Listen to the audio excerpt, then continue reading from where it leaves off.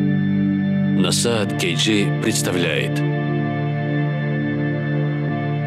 шейх Абдишукур Ажи Нарматов. Без воды нет жизни.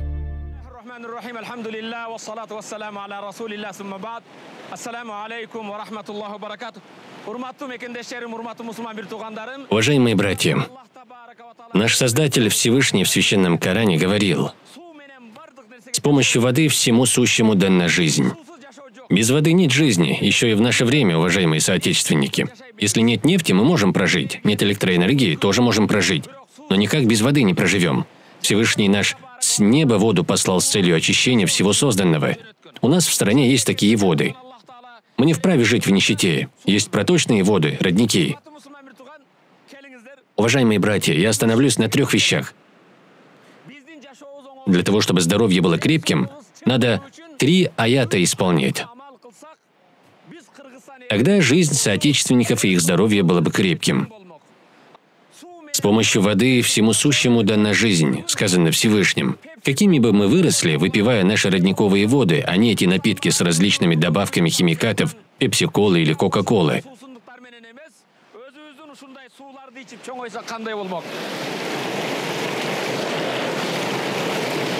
Машаллах.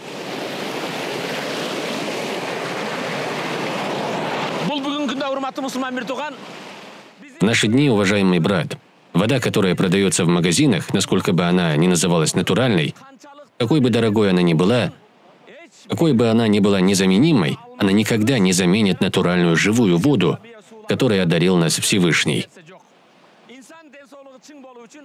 Человек, чтобы быть здоровым, должен пить воду побольше. Например, каждый человек на каждый свой 1 килограмм веса должен выпивать 30 миллиграммов воды. Первый источник жизни – это вода. Это первый источник жизни. Второй источник.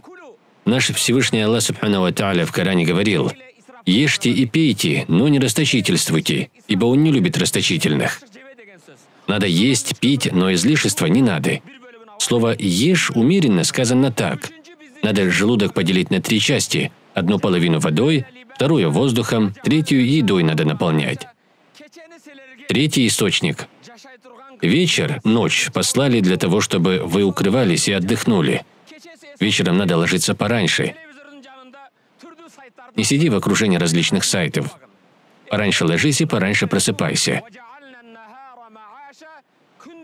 День создали для житья. Днем мы должны двигаться, работать, должны стараться.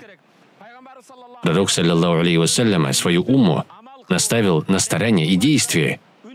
А также Аллах Субхану ва Тааля в Коране говорит: смысл, находясь на той стороне земли, стараясь работать, ешьте то, что дал вам Аллах. Так давайте, уважаемые мусульмане, ради нашей хорошей жизни и крепкого здоровья будем выполнять 3 аяты.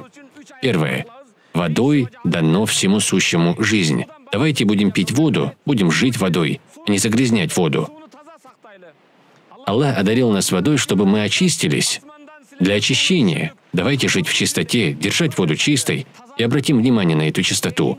Второе. Было сказано: «Ешьте и пейте, но не расточительствуйте».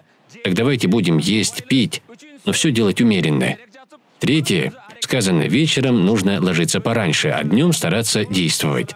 Иншаллах, продвинемся, вырастем, и здоровье будет крепким.